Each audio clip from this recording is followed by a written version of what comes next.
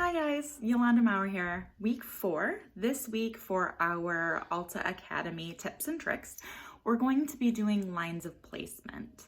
Lines of placement come in to the picture when we're talking about foiling. So what are some tips and tricks that will give you the most amount of impact with the least amount of foils? We're going to focus on 3 different lines of placement. So we're going to have diagonal lines, we're going to have horizontal lines, and then we're going to have vertical lines. And I'm going to show you the difference between the 3 types of lines, what they create, and how we can get the most impact with the least amount of foils. So when it comes to anything here, we often talk about design with the end in mind, and it's no different when it comes to foil placement. So we want to ensure that we're designing our foil placement or planning our foil placement with the end in mind. Enjoy. This is just showing our sectioning down the back, both sides, and then our section on top. So in this very first quadrant, we're going to be using diagonal sections, and this is going diagonal forward. Diagonal forward is from crown to chin. So diagonal forward lines will give you points of light toward the face. You can see the amount of hair that I have in a foil here. And you want to make sure that the amount of hair that you put in a foil you can see through. So making sure we're keeping that sectioning not too large.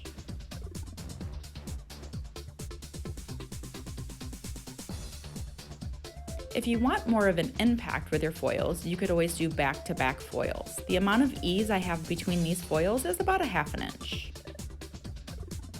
Whenever our section's wider than the peace sign, we're going to break up that section into 2 separate foils along the same line. Keep in mind the amount of product usage that's in the foil. Saturation is key to a successful foil placement.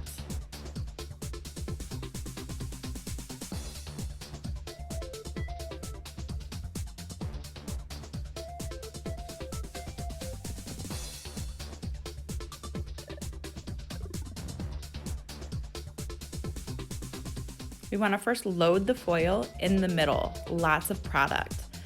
Work it down and then go in at that root and feather it towards the root line. So that's going to ensure that we don't have any bleed marks in our foils.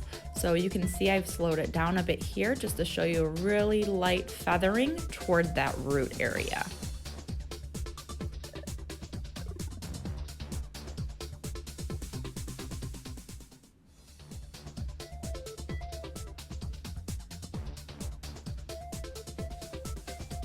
We also want to make sure that in our foil, we're not swirling the ends around. We want even product saturation. This next section is going to be diagonal back sectioning. Diagonal back is going to create roundness or points of light away from the face.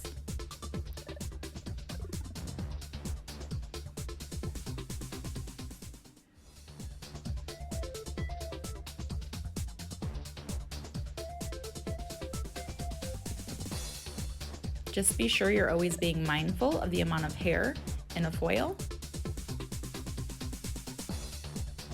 That's going to give you the most consistent foiling or the most consistent highlight because the hair will lift evenly. So when we have too much hair in a foil, it's harder to achieve consistent lift. Because this section was wider than the peace sign, it was broken into 2. And then always using the tri-fold technique. So what that means is I can take my lightener all the way down to the edge of this foil with no worries because I'm going to fold the end of the foil into the middle. And then once I have the end folded into the middle, I'm going to fold that back up to the scalp and then lock it in place. That's going to ensure that I don't have any foils slipping as well as any bleed marks on the scalp. So a lot of times what happens when stylists get bleed marks, it's because they foil all the way down to the edge of the foil and they take that edge and instead of going to the middle, they go all the way back up to the root.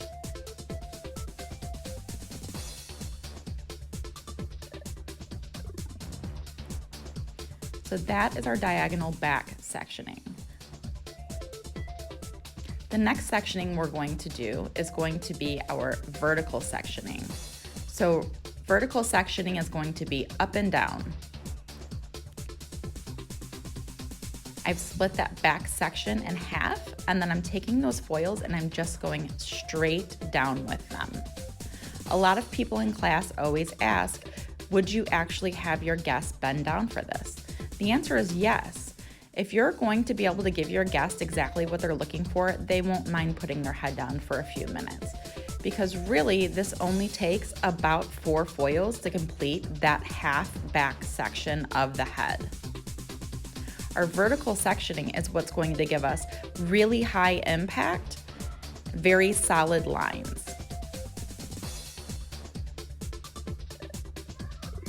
This is used for ribbons of color.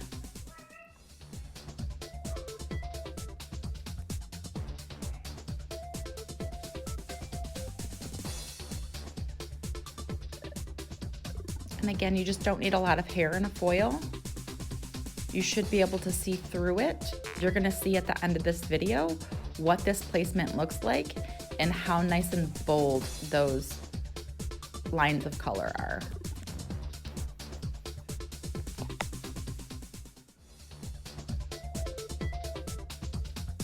You'll see I switch brushes often, and that really just depends on how much hair I'm working with at the time and the consistency of lightener that I'm using. So because I'm not mixing big batches of lightener and I'm remixing throughout the video, my brush choice will change.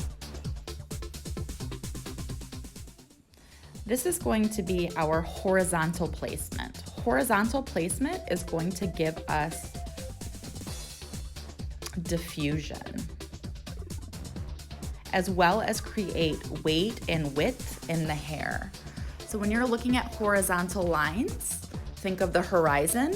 Your eye is drawn back and forth, and that's gonna create weight and width. So this is perfect placement for somebody who has very fine hair.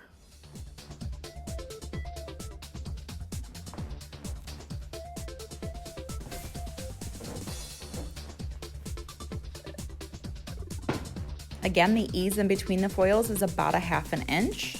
When we refer to ease, that's about the amount of hair, we're referring to the amount of hair that's left out of the foil.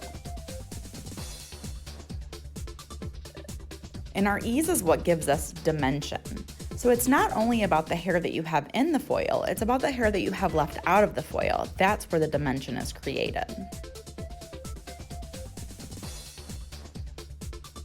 With the feathering at the root and the tri-fold foil, you are able to get the lightener all the way up to the root. So I've split this top section into 2 separate halves because I want to be mindful of the width of my foils. Just the hairline I'm going to weave, and then everything else will be sliced.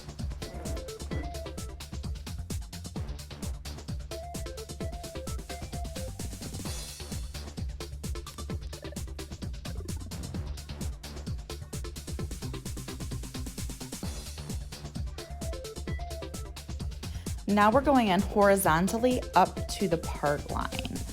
In here, I use slice, skip, slice. So that creates a bolder pattern.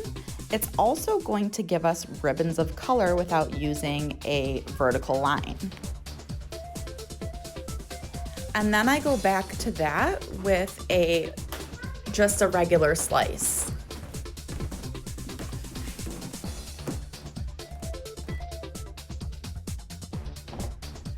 So just alternating that placement between slice, skip, slice, and slice gives us a variable pattern on the top. And you'll see the end result in this is a beautifully diffused baby light look. The only difference is we're using a lot less foils to achieve it. So think about the amount of foils you typically will put in the mohawk section of the hair.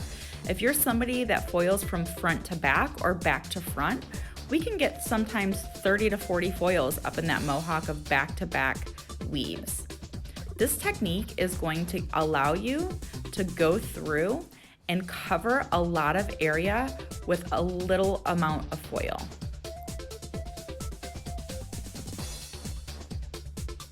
I went through and actually counted how many foils were on top of this section, and that's including cutting the front to the back.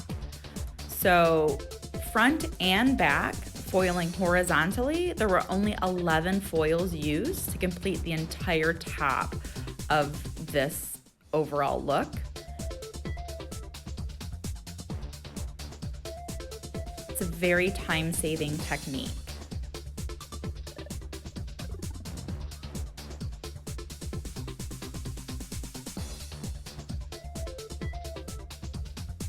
And still just alternating that pattern even in the back so everything matches nicely.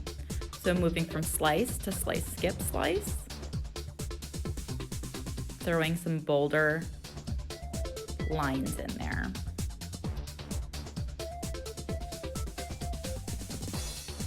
A lot of stylists are afraid to use just slices because they're afraid it's going to be a really bold, chunky look. Really what slices create is diffusion. So if I want to go for a bold and chunky look, I absolutely would use slices, but I would use them back to back with no hair left out in between.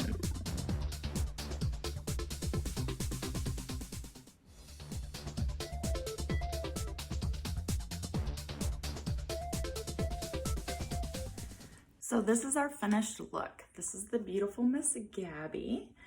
As you can see, when I placed those foils on top, I did them all horizontally to the part. And what that did was gave me the effect of a really beautiful baby light with very few foils. So in this top section on both sides, from front to back, there were only 11 foils used for this overall look.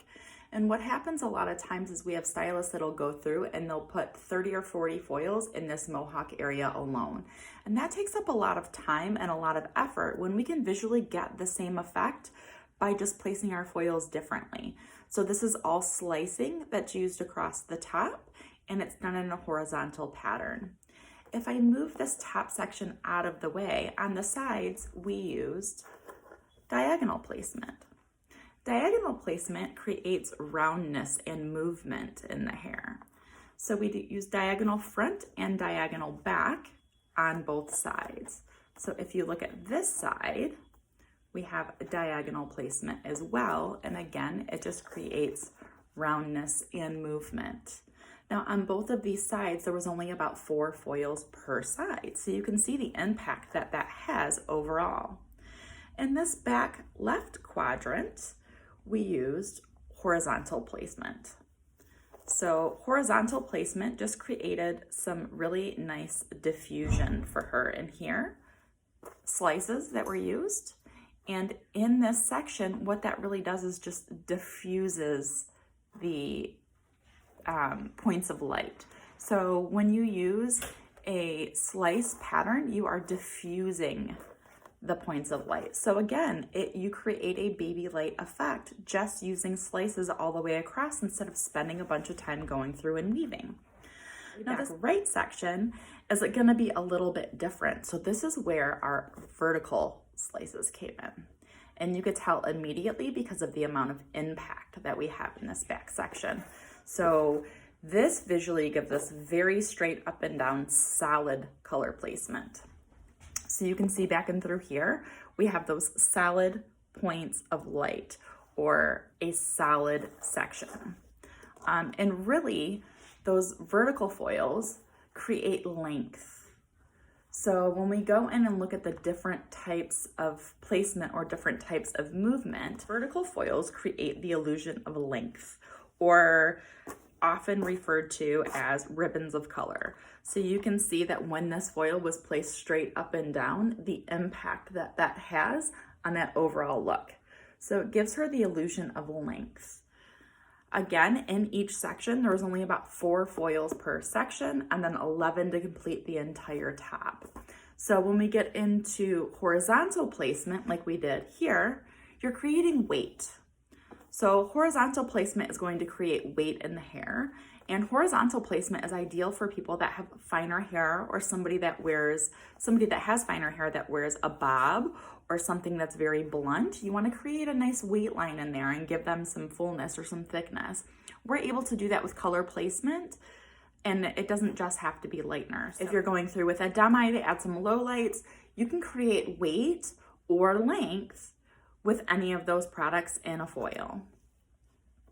So hopefully this will help some of my stylists out there understand the difference in foil placement and the way that it helps dictate what the overall look really is on the hair. So again, diffusion,